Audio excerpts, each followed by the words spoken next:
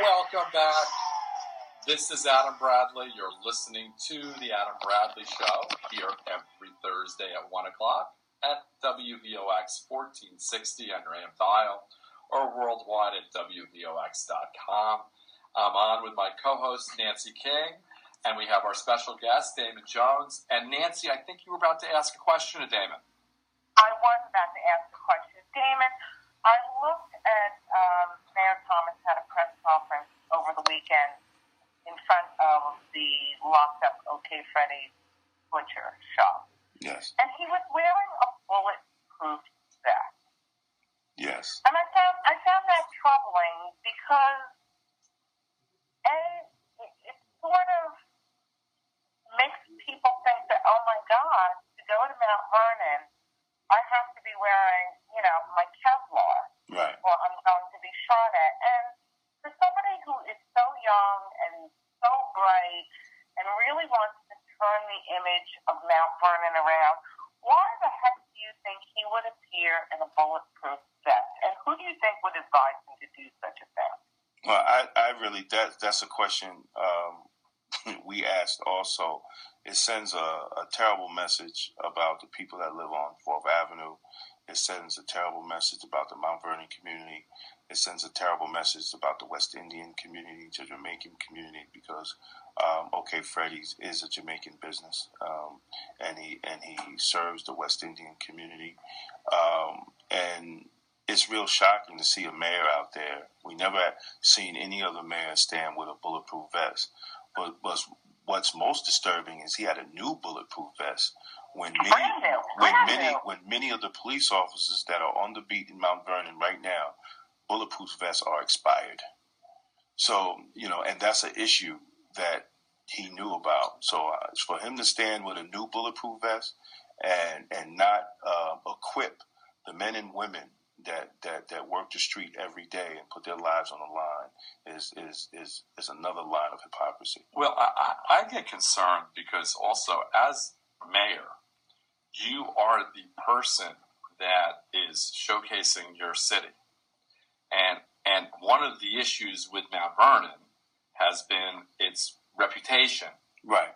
Rightfully or wrongfully. Right. And as mayor, your responsibility is to try to change that perception. Agreed. And by wearing a bulletproof vest, it feeds into the you are doing everything possible to make that perception that is bad continue. Right. As opposed to what a mayor is supposed to do, which is make the city more presentable because you want to showcase it. Right, and you're absolutely right because, the city is predominantly African-American people of color. And we already have that stigma of being violent and high crime, and for the mayor to stand there with no reason, he needs to explain. Did he get a death threat? Did anything like that happen? He needs to explain to the people of Mount Vernon. But for him to stand there with a bulletproof vest on and have his commissioner there without one. Yeah, no, and then he's standing behind the commissioner. So something, the buildings commissioner didn't have a vest on, so it couldn't be that dangerous if you didn't allow the female to wear a vest and you had a vest on. Well, I just think that something's missing because as a mayor, you have a responsibility to try to promote your city, and if you're wearing a bulletproof vest, what are you promoting for your city? Right. Now, that being said. And I think that's a very important point. Mm-hmm. But that being said, I just have a question regarding this OK Freddies thing. Because it sounds to me, and I want you to tell me, because I don't really know the whole history here, right. But that there has been a long-standing or at least prior relationship between OK Freddies and the mayor and others. So I think that's an important point to try to get where things are at now to kind of know a history. Yeah, what's real funny is that OK Freddies was a big supporter of Mount Vernon. Of Richard Thomas. The yard that they shut down said it was legal. Richard Thomas used it.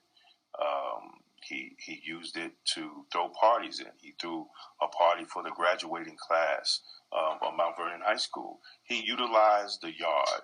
And as city council, if there was a history of all these violations and danger, why did he use the yard when it benefited him And he did voter registration drives out there in the particular yard. In the yard, and he had barbecues. Yes. Campaign. Yes. And he never at that time said anything to Freddies about its condition or anything. Not to my knowledge, but if it was such a danger to the community, then why have those events there? No, it's interesting. We have a caller. Hello. Hello. Is it Richard Pessin? Is that right? Jamie Pessin. This is Jamie Pessin. Good morning. How are you? How are you doing? Okay. What do you have? I have questions, and you have the answer guy on the line. Okay. So my question is that I'm reading an article Jonathan Bandler wrote. He wrote last week that the padlocks were ordered removed, and it gave the owners access to the property so they could fix the violation. My question is, does OK Freddy have the legal right to sell any goods at this point? Have you read the court order? No, he's asking you. No. Well, I'm asking him. Oh. Have you read the court order? I have a question. I thought you had the answer. No, I'm asking. No, but did you read the court order? The court order does not specific that OK Freddies cannot sell their goods. No, he's just asking. Right, but can he or can't he? No, he doesn't know. Well, he's selling goods. He is now. According to his lawyer. Yes. Okay. He's selling goods. The court order does not say, and I think you could go on Black Westchester. I think the court order is up there. The court order. The court order is on Black Westchester, www.blackwestchester.com. Right. The court order does not say that he can't sell meats. It says that he cannot do the other things, because what OK Freddy had in there, he had like a booth where he sold cell phone chargers and stuff like that. So he cannot do that, but he could continue to sell the meats. Okay, and so to expand on your question, my understanding from everything I'm reading, Black Westchester, Lowhide, the different articles, is that they don't have a certificate of occupancy. And if they don't, then they would not be able to conduct business. No, because of that cell phone booth, that violates the certificate of occupancy. So he has to knock down the cell phone booth, which he is in the process of doing. The problem is that the city did not do due process. They closed them down without giving them necessary violations first. And that's why the judge reopened them, because they didn't do the right thing. There's a process. They reopened them for business or to make the repairs? They're making the repairs, and he can sell his meats, because the violations was not about the meats. It was about the fire. It was two like alarms or something, and it was the cell phone booth, and he's taking care of all that. And actually, the judge never said they could go and padlock it again. So who's violating the order?